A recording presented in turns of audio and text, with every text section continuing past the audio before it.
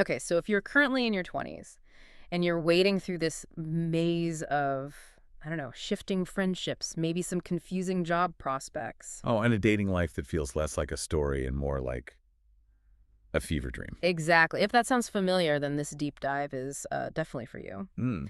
Today we're analyzing a piece called Why Your 20s Feel Chaotic But Are Actually Your Power Years. And I mean, the emotional hook here is just huge. It is. It's that feeling, Yeah. that really universal feeling that everything is just messy and somehow you are the only one who didn't get the memo on how to be an adult. The only one who hasn't figured it out yet. Yeah. Yeah. But the author, they're not just here to, validate that anxiety. They're actually here to challenge that entire narrative. Right. Okay, let's unpack this. The mission here is to shift perspective, to see the chaos not as a sign of failure, but as a signal of some really intense and necessary development.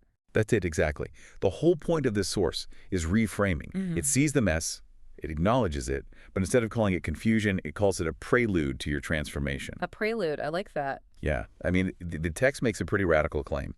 Your 20s aren't a throwaway decade. They are, and this is their term, your power years. Wow. It's compelling because it doesn't try to, deny the struggle. It just gives that struggle a purpose. So we're diving in to understand how that struggle actually becomes a source of strength, according to this analysis. I find it so liberating right off the bat that the source doesn't treat being lost as a failure.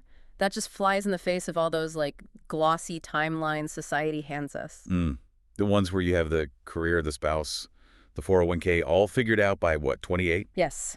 So let's start with that first big pivot. Yeah. The reframe of confusion itself. How does the text define it? And more importantly, what are we supposed to do with it? So the author suggests that confusion is clarity in disguise. And that's not just a nice motivational phrase. It's a specific diagnosis of a really active process. The text argues that those moments of, profound questioning, Yeah. when you quit a job you thought you wanted or you walk away from a relationship that was just draining you, those aren't mistakes. They're actually your life system optimizing itself. So all the energy we spend stressing about being lost Yeah, is actually better spent just paying attention to why we feel lost. exactly. The text breaks it down into 3 essential things that are happening during those detours.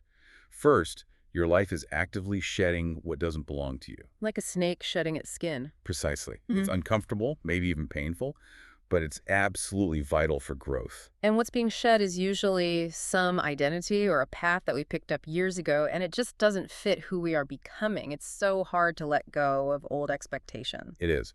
So the second action happening is that you are being sculpted. This is a process of refinement. The edges are getting smooth or maybe sharpened. And the sculpting is different from outside pressure. Yeah, totally.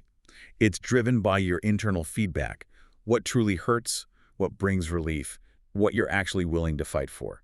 So if the shedding gets rid of the old stuff, the sculpting kind of dictates the new form, what's the third piece of this curriculum? The third action is that confusion teaches you what matters. The text points out that we only really understand our priorities when they're shaken up. When you're deeply confused about a career path, that emotional distress, it forces you to figure out your actual values, not just the ones you think you're supposed to have. Right. And the author gives a really practical instruction here. The more you sit with it, the more you learn. And that means resisting that urge to just plaster over the confusion with a quick fix. I think that is a real challenge, though, especially in a fast-paced world. You can't just tell your boss, hey, I'm just sitting with this confusion for a while. Well, the implication is that this sitting is more of an internal state. It's about not panicking, not making reactive choices just to feel stable again. Okay, that makes sense. The goal is just recognizing that the discomfort itself is the feedback. You can be confused about your ultimate dream while still being perfectly competent at your job today. It's about separating competence from alignment. Which we'll get to. Okay, that really helps ground the concept. So we've established the mess is productive, but how does that productivity actually show up when we just feel stagnant? Yeah. Here's where it gets really interesting. Let's move into this idea of silent growth. This is where the metaphor the author uses is so helpful. This source calls your 20s the lab, where your future self is being built. A lab. Right. And it emphasizes that so much of the crucial foundational work is completely invisible, and that invisibility is why we feel so inadequate so often. We're comparing our unseen internal construction work to everyone else's polished, finished exteriors. Yeah, it's so easy to believe that if you're not getting promoted or, buying a house, you're just wasting time. But you're not. The text argues that time is being spent building essential infrastructure, and it details 3 key components that are building up during this silent phase.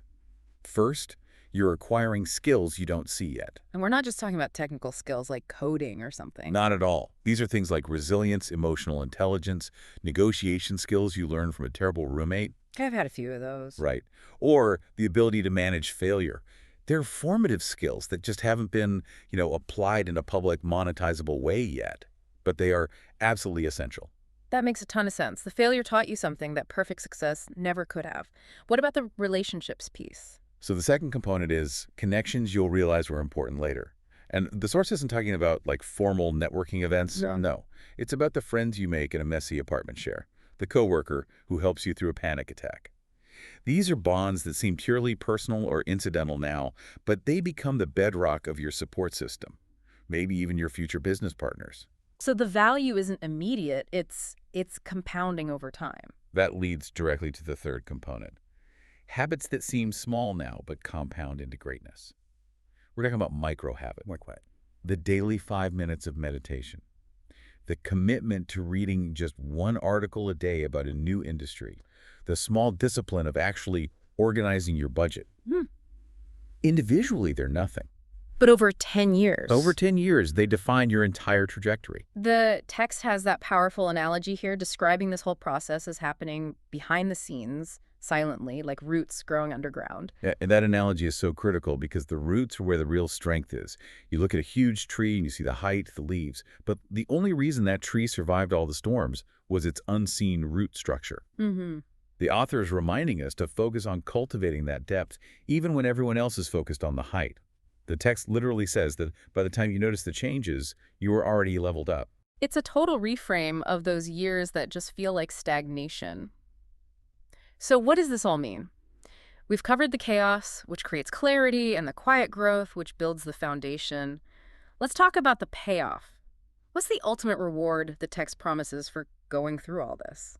The ultimate reward is alignment. Alignment. Yes, if you've done the shedding and you've done that deep, silent construction, eventually the dots just connect.